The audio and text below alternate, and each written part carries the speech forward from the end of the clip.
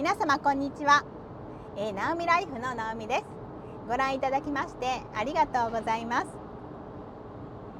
今日は2022年7月23日土曜日になります。私は今夫と2人で東京で行われる東京キャンピングカーショーに向かっています。本来ですと新型コロナウイルスが猛威を振るっていて、第7波ということで感染者が過去最高記録に達しているという状態ですので、家で自粛していた方がいいのは分かっているんですが、どうしても今回だけは欲望を抑えきれずに今向かっている最中です。というのも、私が4月に発注をかけた、LT キャンパスさんのレガードネオプラス新型カムロードベースのものなんですけれども、その2022年モデルというのが初めて、展示会に並ぶ出展されるということで、現車を見たいなという思いが強いからです。感染対策としてマスク、アルコール消毒などを徹底して、感染しないように十分注意した上で、私たちが発注をかけた新型カムロードベースの LT キャンパスさんのレガードネオプラスを実際見てみたいと思います。 LT キャンパスさんのブースにやってまいりました。これから、牛山社長さんから直接、レガードネオプラスの説明をしていただきます。じゃあ今回変わったところからご説明をさせていただいて、お願いします。まずベース車両が変わりまして、少しリーフの形状も変わってくるんで、リーフが変わってるんで少し、後ろのここの車高が変わってます。なんで以前ちょっとお客さんにもちょっと言われてたところで、下がちょっとすっちゃうとかっていうところも、おそらくなくなってくると思いますね。なんでベース車が変わったことによってそこが少し良くなったところが一つあります。そして、外側でいくと水タンクが、冷蔵庫が大きくなったがために、少し減らさせていただいて、約60リッターがお水清水タンクにプラスボイラーが22リッターなんで、約80ちょいぐらいはお水があるんですけれども、少し以前よりも20リッターぐらい減ってます、お水がね。でシャワー浴びたりとかってするには2人分ぐらいは大丈夫なんですけれども、以前は3人ぐらい浴びれたものが、その分だけちょっと少なくなっています。こちらの見ていただきますと、リチウムが、以前からテストしてて、いろんなお客様にも装着していたんですけど、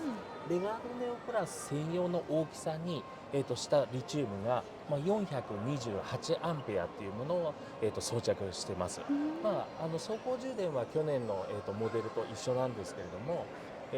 強化して約アイドリングでも一番いい状態の時で、70アン充電するんで、仮にもしゼロっていうことはなかなかないと思うんですけど、制御かかるんで、でももしゼロになった時に、5時間6時間あれば、満充電になるっていう計算になりますね。走ってるだけ、はい、走っても走ってなくても。外からつなげば。そうなんで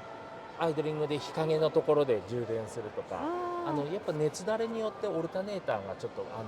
充電がしなくなったりもするもんで、走ってないとやっぱ走行充電ってやっぱ風が当たらないから充電しないんですけど、でもアイドリングで充電したいっていうお客様は、ちょっと木陰とか日陰のねところで充電していただければ、わざわざ6時間も走ると結構大変なんで、アイドリングでね、6時間はないと思っても23時間充電していただければ、夕方までにはフル満タンになって、また夜使えば約200アンペアぐらい、やっぱ大体みんなエアコンつけたり冷蔵庫使うんで、朝方にはまた充電をすれば、また夕方には満タンっていうような感じの。これってエアコンの、夜一晩は持ちますか？持つ全然持つ。持ちますか？なんか持たないのかどうなのかでも、RV パークとかで充電しなければ、エアコンつけっぱなしにできないのかどうかっていうのがちょっと心配で。そうですよね。これは僕たちの考えよりお客さんたちがみんな教えてくれたことなんですけど、外部コンセントつないでいただければ、まあ、電気は使いたい放題なので、はいそれは安心なんですけど、うんない場所でどれぐらい使うのかっていうと、大体夏場で、冷蔵庫つけて、まあ、電気もつけてテレビも見たりエアコンをつけっぱなしにもしするとして、夕方6時から朝の6時までの12時間で約200から220アンペア使うんですよ、みんなうん大体。うんってなると428あったらうん半分じゃないですか。うんちょっと安心じゃないですか。本当にすごい安心した。それで428にしたかったんですよ。でじゃあなんだその中途半端なっていうのははい単純にスペースの問題で作り上げたんで、400を指定したら428になっちゃっただけなんですけど、まあ、お客さんたちが200から220って言ってくれたんで、どのお客さんも大体そうなんで。ってなれば、まあ、リチウムが半分だったら、なんか使ってて安心じゃないですか。じゃあ今までの300でも大丈夫だったわけなんですね。大丈夫だったんですけど、やっぱスペースとして直列で僕たちはやりたかったもので、このバッテリーは前からちょっとお客さんに販売してたんですけど、レガードネオプラス専用にはちょっと作ってなかったもので、まあ、それを去年ぐらいから出しにかけてたら、まあ、ちゃんとロットがちょっと多いんですけど、作ってくださるようになったので、これで採用させていただいた。なるほど、じゃあ安心しました。そうなんですよ。暑がりなんで夫婦2人で僕もそうなんですけど、前のお客さんたちがじゃあどうかっていうの問題もあって価格帯の問題もあるんですけれども、僕たち、じゃあ例えば車乗り換えなきゃこれじゃなきゃダメだっていうことも言いたくないもんで、今乗ってくださってるお客さんの車にも装着できるような、ものの大きさにしてあるんで、後からちょっとお金はねかかっちゃうんですけど、これと同じようにシステムできるようにしてます。素晴らしいですね。なるほど。そこまでは考えてますね。はい。嬉しいです。そんな形ですね。ありがとうございます。なんでまあお水と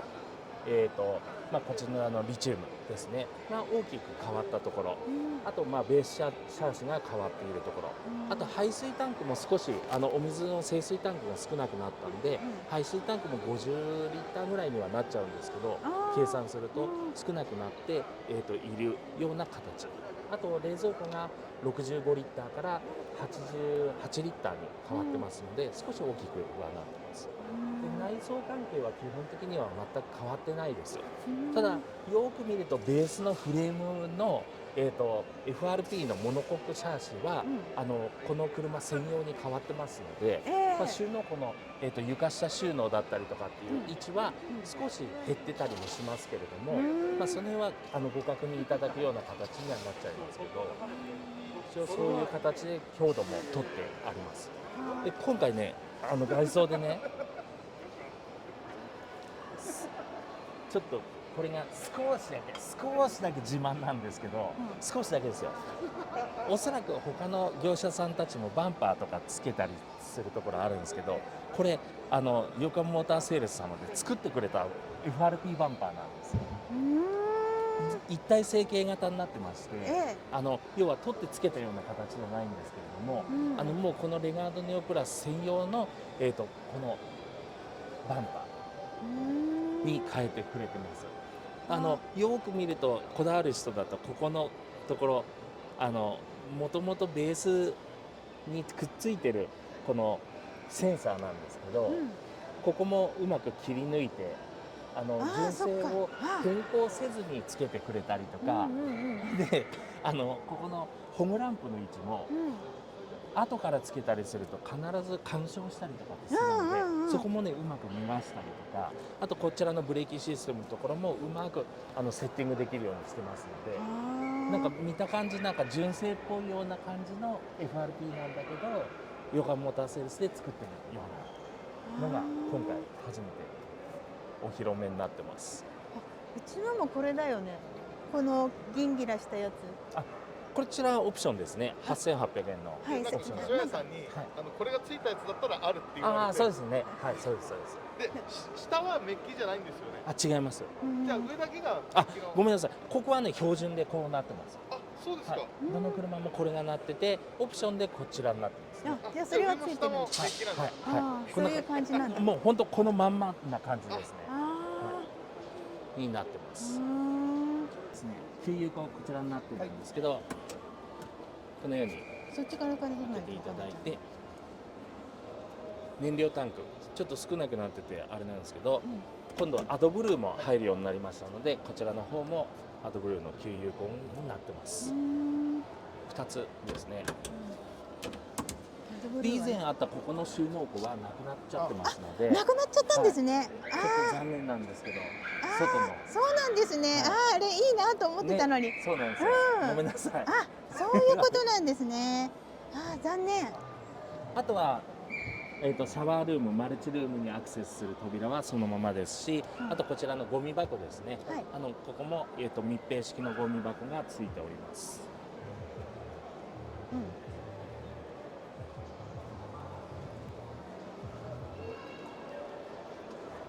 後ろも一緒ですね。はい、成形全塗装してあるんで、焦せにくいですね。他のキャンピングカーだとどうしても船と一緒でゲルコート仕上げになるんで、2年ぐらいすると黄ばんできたりとかってするもんですから、そうすると見た目ちょっとかっこ悪くなっちゃうと思うんですけど、横浜モーターセールスさんは必ずここはボディは全塗装してるんで、その辺はねずっととは言えないんですけど、10年ぐらいは結構綺麗な感じで、そうですか。手入れしてれば全然綺麗ですね。クラフトさんの柏屋さんが、ガラスコーティングをかけた方がいいよって言われて、じゃあそれもお願いしますねなんていう話をしてて、いやそれしなくても元々が素晴らしいんだ。はい、そうなんですよ。結構ね、本当もう13年、14年ぐらい経った車とかでも、結構みんな綺麗でいるから、手入れしてれば、剥離とかも少ないですよ。FRP ってどうしても焼き付け塗装ができないんで、ハイエースのボディみたいに、メーカーさんでこの熱加えてくっつけるっていうことができないんですけど、溶けちゃうので、だけどその技術は昔からやってるんで、ここはかなりの技術は高く評価されてますね。素晴らしいですね。本来そちらの方がL 型のこのソファーにはなるんですけど、トランスフォームシートって言ってこのシートが前向きにもなるもんですから、それで、ここにカップホルダーとかつけてここスルーできるようにもなっています。で走行中はこの、テーブルもここに差し込めるようにもなってますので、ここ乗車も6人がゆったり前向いて座っていけることもできますので、大体この辺は崩さないような形だと思うんですけど、こういう小物入れだったりとか、こういう物入れですね、この辺は以前と変わらないような形にはなっています。走行中は、リアクーラーとかがないから、それを使うんですか？そうです。で走行中でも使って大丈夫なんですか？大丈夫です。そしたら後ろの人熱くないもんね。そうですね。でプルダウンベッドとかも、同じような形で、変わりはないんですけど、ロック外して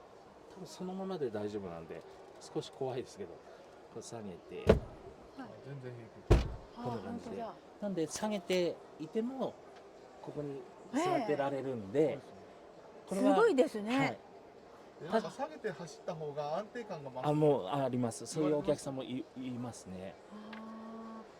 でこれができる理由っていうのが乗っていただくと分かるんですけど、他社様よりなんていうんですか、サブフレームが、FRP のモノコックで作ってるんで、サブフレームがないんですね。メインフレームがあってサブフレームがあって床があるんですけど、この車ってメインフレームがあって FRP の一体成形型の床があるんで、それで合成を取ってるんで、その分だけ14センチぐらい床が低いんですよ。なるほどね。なんで室内高はそのままで床だけこうやって下げてるんで、高さはあるんですけど、実言うとここの空間はすごく広い。だから同じ目線でいられるんだ。そういうことなんですよ。なんでここに乗った時に同じ目線になるんだ。同じ目線。これすごいんだと思った。ちょっと見えないところでこういうことにお金をかけてるところがレガネオプラスのいいところなんですけど、まあちょっと高いのもお値段本当にもう1400円みたいなももう行くところまで行っちゃえみたいな感じなんですけど、なんかもうすごいなと思乗っていただけてもその意味は分かるところがあって、僕らもなかなか宣伝も下手なんで、なかなかうまく伝えれないんですけど、いやもう伝わってきました YouTube 見てバッチリです。なんか変なことばっか伝わっちゃって。いえでもすごいよね。で今までは本当にこうレガードネオプラスって見たことがなかったんで、とにかく見たいなと思っていて、でダブルタイヤになってシングルタイヤとの違いってだいぶありますか？ありますね。僕たちこの車だけじゃなくて他のメーカーさんのもちょっと販売させてもらったり、乗らせてもらったりはしてるんで、全体的に言うとシングルタイヤより乗り心地は悪いですね、はっきり言って。ただシングルタイヤよりダブルタイヤの方が安定してます。そうですか。乗り心地がいいっていう言葉と安定してるはちょっと別に考えた方がいいんですよ。悪いっていうのはどの程度悪い？後ろに乗ってれば悪いってことですか？運転してても感じますね。そうですか。なぜかちょっと後ろが強くなりすぎてるもので、カーブ曲がった時にはこういうなんていうんですか、傾きだったりとかするものには踏ん張るから強いんですよ。だけどその分だけカーブ曲がった時に後ろが安定してるから前が沈み込むんですね。そうするとね、ちょっとね、僕たちアンダーって呼ぶんですけど、外にこういう風に振ってっちゃうっていう力が多くなる、だから何っていうのもあるんだけど、タイヤの減りだったりとかするものがちょっと多くなったり、シングルタイヤよりも多くなったりもしますし、それをじゃあ今度どう緩和させていくかっていう話なんだけど、うちで独自でそのショックアブソーバー入れました、開発したんで、もうじき出来上がってくると思いますので、もうテストは終わって、4回全部テスト終わって、3番目のやつで行こうって言って決まりましたので、そうするとね、ダブルタイヤのさっき言った安定しているそのリーフ、後ろにリーフってあるんですけど、そのリーフが強いがために、沈み込んだ力は強いんだけど、バネが強いんでグンって強いんだけど、その分だけ跳ね返りがポンって跳ね返ってくるんですよ。それを、減衰力を逆の考えで伸びの力に強くするショックアブソーバーにしたんで、ゆっくり伸びてくる感じになるから、グンって積み込んだらゆっくり上がってくるっていうこの動作をできるショックアブソーバー開発したんで、素晴らしいですね。これ専用っていうかね。なんでダブルタイヤのお客さんたちもそれが装着すれば、変にエアサス入れたり高いやつ入れたりとかしなくても、比較的安価でできるようになりますので。それってもう一応オーダーしたんですけど、それがついてきますからまだわかんないです。もしかしたらちょっと遅れちゃう、車の方が早いかもしれないですね。もしかしたら。じゃあ違うやつがついてくる？つけなんどいて後で交換していただくような、点検の時に交換していただく。なんか古いやつついてきちゃうとなんか怖いなと思って。やんないですよ、やんないです。怖いなと思って。なんでホイールの方とか中国でのねロックダウンとかのも影響もあるもんで、比較的そういう納期っていうのは今ちょっと2ヶ月ぐらいずれ込んじゃってるんですけど、もう車の方も完成してるもんで大体が、もうテストだったりとかその検査だったりとか、今なんか上田さんに柏屋さんのあれで聞いたら、9月ぐらいにはなんとかできとると思いますって言われたんで。車のベースはもう出来上がってますので、あとはそのバンパーもこれで出来上がったんで、バンパー装着したり、リーフの方とかだったりとかって、そういう安定傾斜角度とかいろいろやってるんで、全ての検査が終われば、予備検査をして、もう向こうにお届けになると思います。そうなんですね。9月ぐらいには余裕だと思いますよ。9月？はい。もう8月には多分完璧に完成すると思います。そこから検査に入って、検査から予備検査証っていうのが出れば、もうあとは登録だけの問題なんで。そのショックアブゾーバーっていうのは間に合わない可能性があるかもしれない。ちょっと本数結構多くやらないと安くできないもので、ロットが狭ければ比較的早く出せるんですけど、どうしても高くなっちゃうんで、比較的安価でやりたいんで。それってもし後からつける、後から要するに納期をそのショックの分だけ遅れたから後からつけるよってなった場合、LD さんに行った方がいいんですか、それともクラウトさん？クラウトさんベースっていうか車の方がすごい強いんで、交換もすぐ終わると思います。あとうち今回シートはそのままノーマルにしたんですけど、はいなんかブレードでしたっけ、LT さんで考えて、でこのテーブルをここに挟んでるとなんか頭がぶつかっちゃうっていう。この運転席とかあれはどうですか？いやないかな、物理的に多分前のやつはそうなってたんだけど、ここクリアランスちょっと多くしてあるんで多分ぶつかんなあれいと思います。モニバスさんとかこれは入れ以てますよね。前のタイプなんで、うん削んないとダメだったと思うんですけど、うんもう成形を変えちゃいましたので、じゃあ大丈夫なんですか？はい、ただ今度の新型のタイプは運転席しか変えれないんで、あ、そうですね。はい、助手席のちょっと形状が違って、あ、そうなんですか。はい私が運転すればいいか。まあうん。あ、そうなんですね。じゃあなんだっけ、ブリードとか言うんじゃなくてあれでもダメなんだ。レカロ、レカロ。そうそう、レカロもダメ。もうダメです。運転席しか使わない。そうなんです。そうなんだ。そうなんだね。あとは内装とかみんな一緒ってことですね。そうですね、大きくはもう変わってないけど、本当冷蔵庫が変わってる。ちょっと大きくななんか入ってるね。結構大きい。なんだこれ。冷やし中華が入ってる。お昼買ってきたのね。すごいね。そう、こんな感じですね。なんで最近トイレとかもラップポンとかっていうのも流行ってるじゃないですか。それもうちはつけちゃいました。普通の水洗のやつ、カセットトイレね。をつけて、はい。あれは電動じゃなくてただ押すんですか？そうそうそう。分かんなくて。電動も実言うといろいろ考えてたんだけど、こんなこと言うとちょっと他のメーカーさんに失礼なんだけど、よく壊れるんですよ。そのポンプが。なので手動の方が間違いなくて、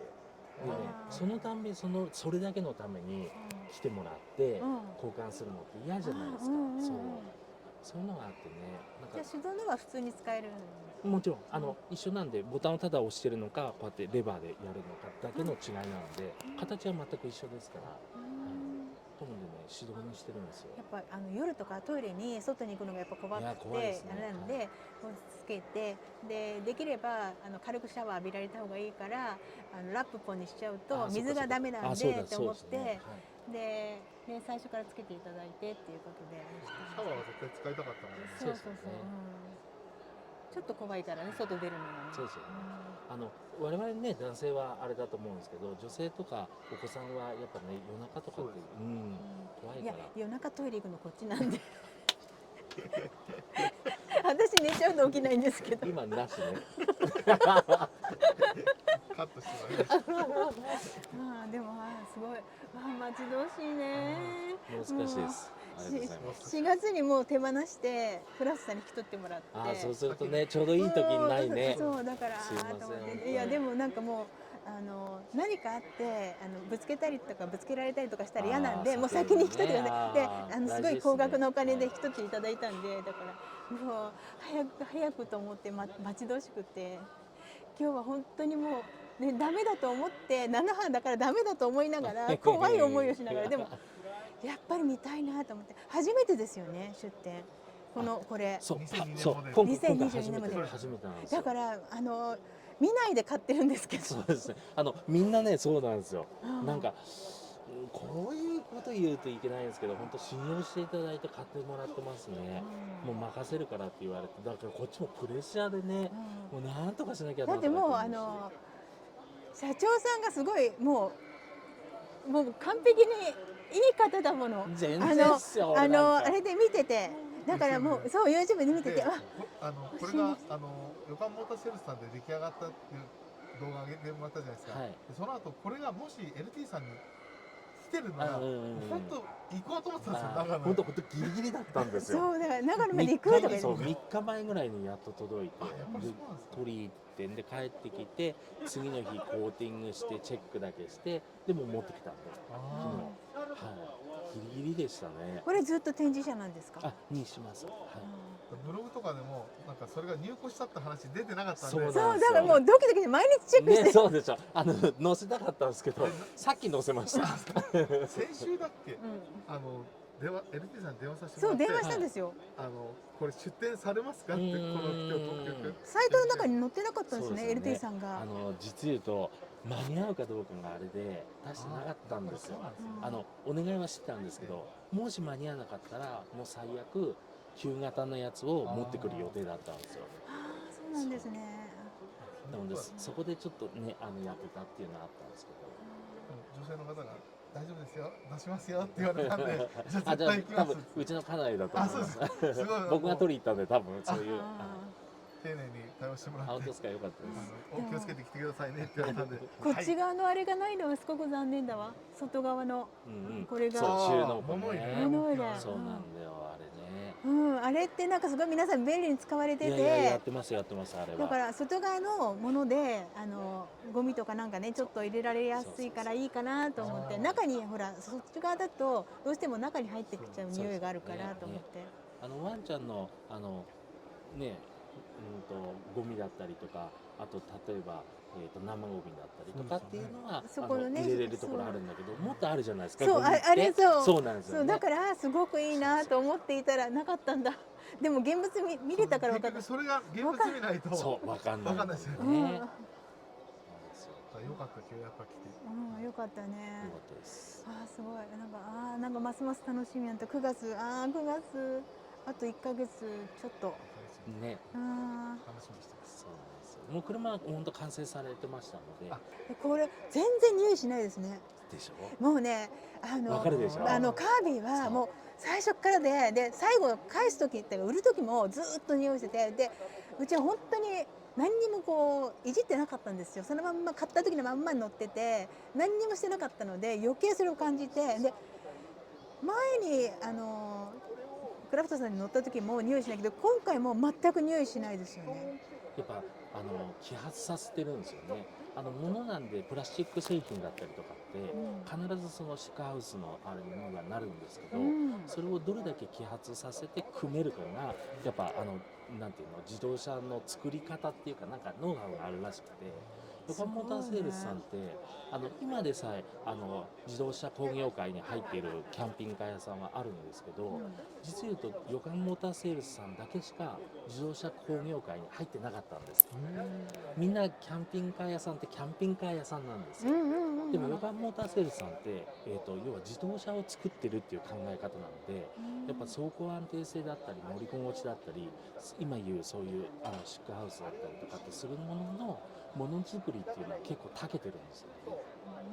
ただ悪いのはデザインだったり収納力だったり、なんかそういうことを、走行安定性が悪くなったりとか、後々壊れたりとか水漏れだったりとかってするものの方を強くやっちゃうもんで、簡単になくしたりとかってするんですよ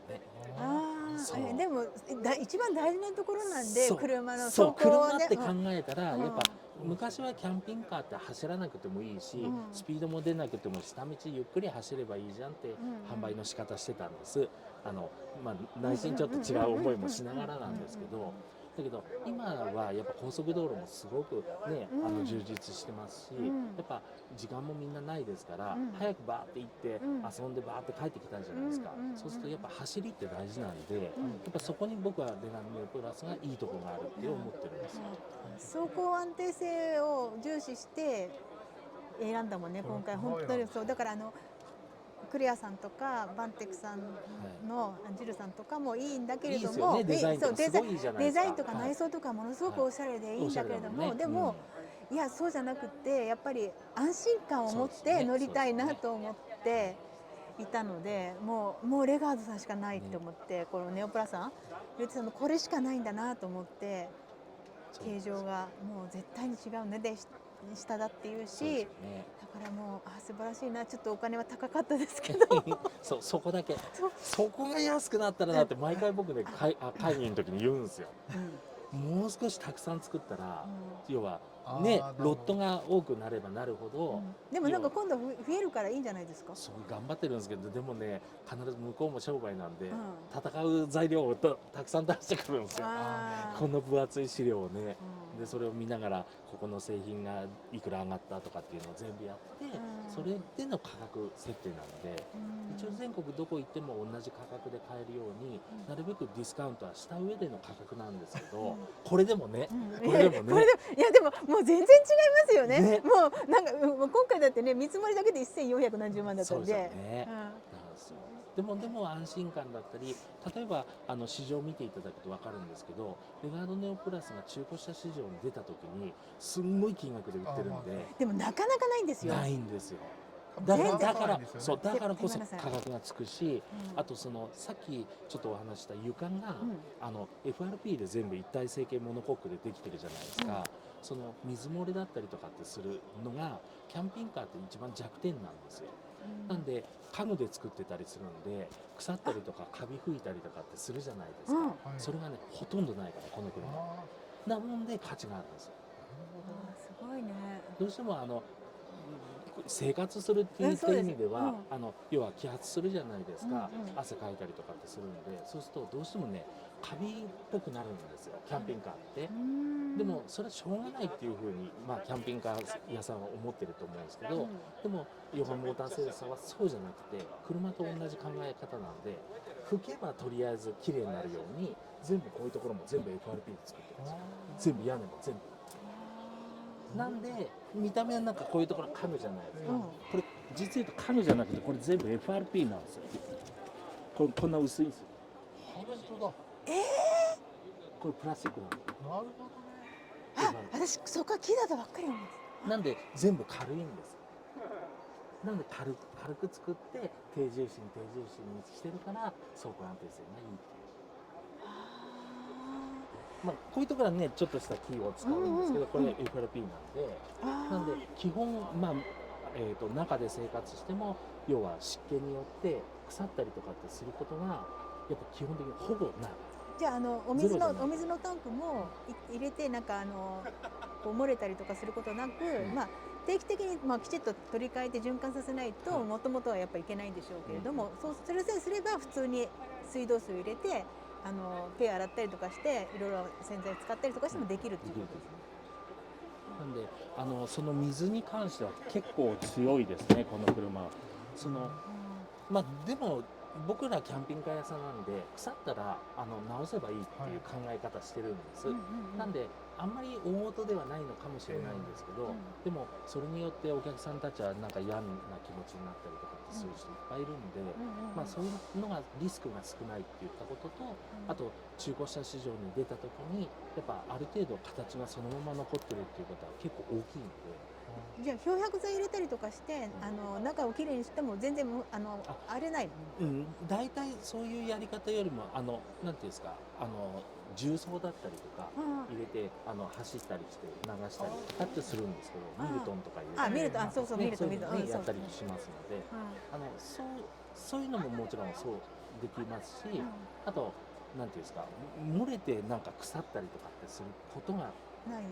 他の車にと比べるとないんで、キャンピングカーってどうしても切った貼ったして木でこうやってやるね、当たり前なんですけど、ポリタンクとかだと中見えるんですけど、この場合見えないじゃないですか。だからどういうふうになってるかがわからなくて、中を洗うのにどういうふうにするのかなと思って、ポリタンクだったらもう手突っ込んでも洗えるような感じですけど、もう基本的にはもうお水入れていただいてそういう液入れて走って、ここから流すっていう考え方でやっている。それで十分なんですね。もうなんかすごいなんか待ち遠しいな。よかったです。なかなか大変です。すいません、なんかお客さんお待ちですよね。すいませんでした。ありがとうございます。ありがとうございます。そうなんですよ。こういうところも全部 FRP なんで外のガーターがちょっと厚いんですけどボディがあって、じゃあこれの防音とか断熱とかは入ってます。結構入ってますね。入ってます。はい。ボディにも入ってて、ちょっと他とやり方違うんですけど、ボディにスタイロって言って断熱材を貼り付けて、で FRP で施工してるボディ作ってるんですよ。まずそこで二重になってるんですね。でそこの上に今度断熱材を貼り付けて壁にしてるんで。全部で三重なんですよ。すごい。なんで防音とちょっと違う断熱を入れることによって防音が結構なんていうんですかできてたりとか、もちろん断熱もいいし、そこがね結構優れてますね。すごいね。すごい。すいませんなんか楽しみだ。楽しい。なんか余計ワクワクしてきた。悪いこと言っといた方がいいかもしれない。でも何か悪いこと一つあるといえば何ですか？なんだろう。収納がないかな。やっぱそこが一番レガードネオプラスの弱点だと思います。これって上何キロまでですか？ 200キロです。200キロ。私たちでも寝れるんだ。全然余裕じゃないですか。多分こういうところを収納にしたりすると、そうですねもうガバッとそのつもりで使えますので、はいそこは二人なんでお客さんたちがみんな教えてくださるんで、ありました。ありがとうございます。こんな感じです。ありがとうございます。ありがとうございます。牛山社長さんからのお話を伺ってますます楽しみになってきました。あと2ヶ月待ち遠しいです。会場内を歩いている時にガタガタ55のガッチャンムッチャンさんとお会いすることができました。キャンピングカーで全国を回る際の素晴らしいノウハウを教えていただくことができました。とても素晴らしい素敵なご夫婦でした。ありがとうございました。今回の動画は私が4月に発注をかけた LT キャンパーズさんのレガードネオプラス2022年モデルのご紹介の動画となりました。東京キャンピングカーショーに伺った際、たくさんのキャンピングカーが並んでおりましたが、コロナ禍ということもありましたので、今回はどうしても見たかった LT キャンパーズさんのレガードネオプラスのみを見て、他のキャンピングカーの場所には寄らずに、帰ってくる形になりましたけれども、いかがでしたでしょうか。あと2ヶ月、約2ヶ月で、手元に来る予定になっています。とても楽しみでなりません。ワクワクしながら、何回も今日撮影した動画を私自身見ていきたいなというふうに思っています。今回も最後までご覧いただきましてありがとうございました。また次の動画でもお会いできることを楽しみにいたしております。ありがとうございました。